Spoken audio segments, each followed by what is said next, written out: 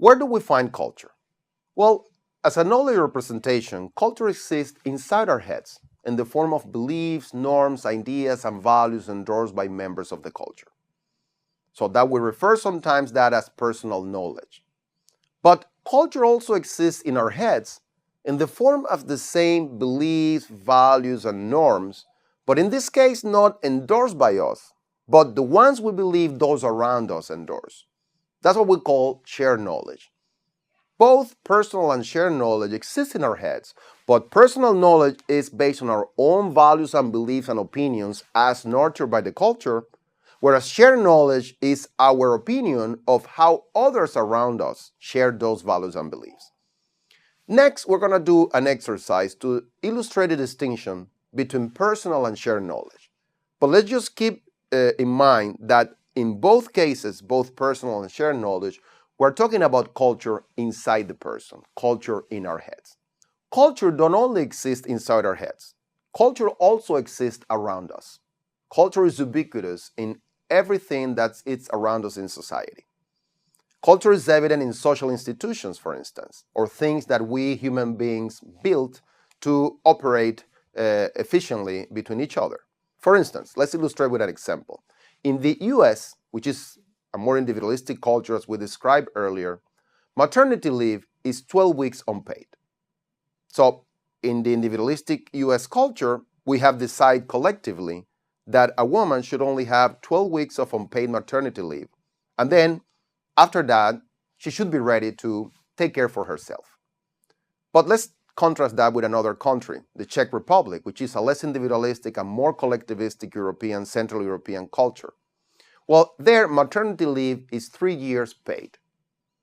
Then, what is driving this? Well, in a more collectivistic environment, there is a higher pressure to take care for each other, and then society develop rules and regulations to provide women, when they are pregnant, with a higher social support.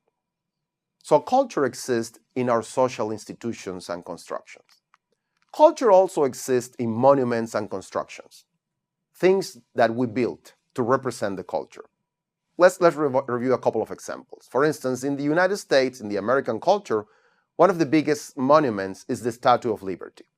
What does the Statue of Liberty symbolize?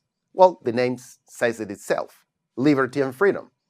So the Statue of Liberty is a symbol of freedom in a country that we described before as being individualistic, and as a consequence, independence and freedom are important values in the culture. So Americans have agreed that the Statue of Liberty symbolizes American culture because it embodies the values of independence and freedom that are important in this culture. Let's see another monument in another culture, the Great Wall of China. It's a symbol of unification and preservation of Chinese traditions, defending ourselves from potential enemies and maintaining our culture alive for millennia.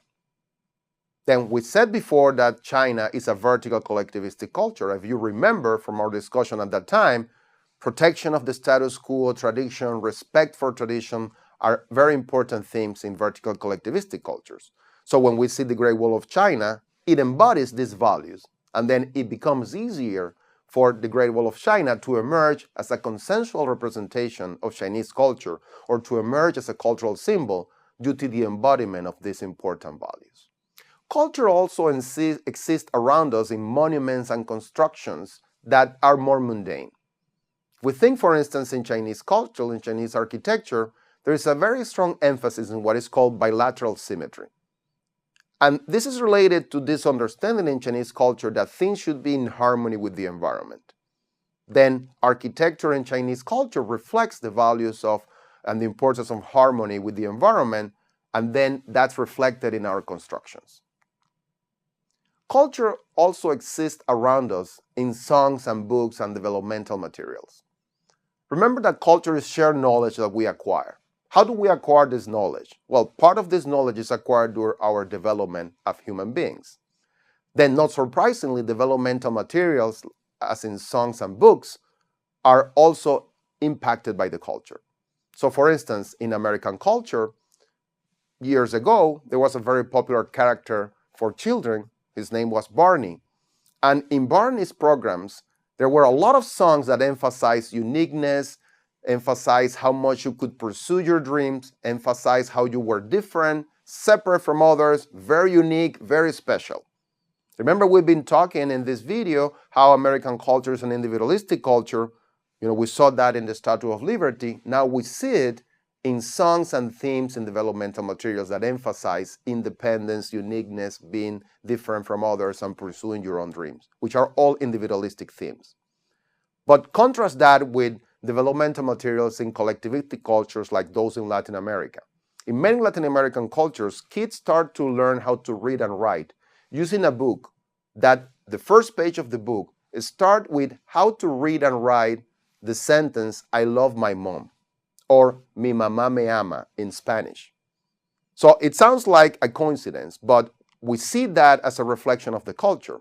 In a collectivistic culture in which interdependence and relationship with close-in groups is very important, it's not surprising that the first phrase that children learn how to read and write emphasizes that interdependence between the mom and the child.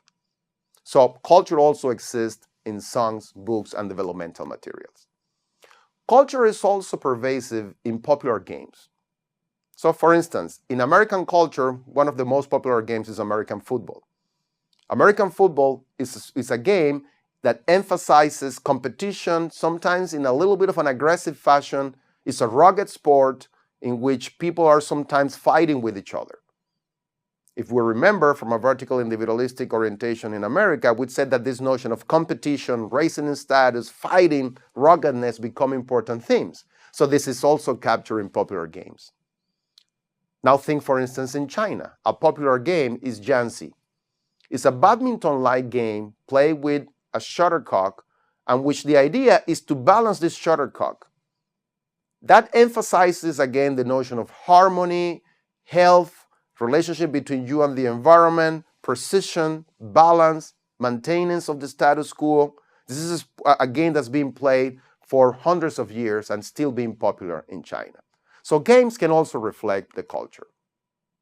Culture is around us in foods. And that's kind of obvious in a way. We all want to eat the things that are popular in the culture. But I'm not referring here only to the popularity of foods, but to the meaning of foods and how people think about foods and how foods become very iconic of the culture.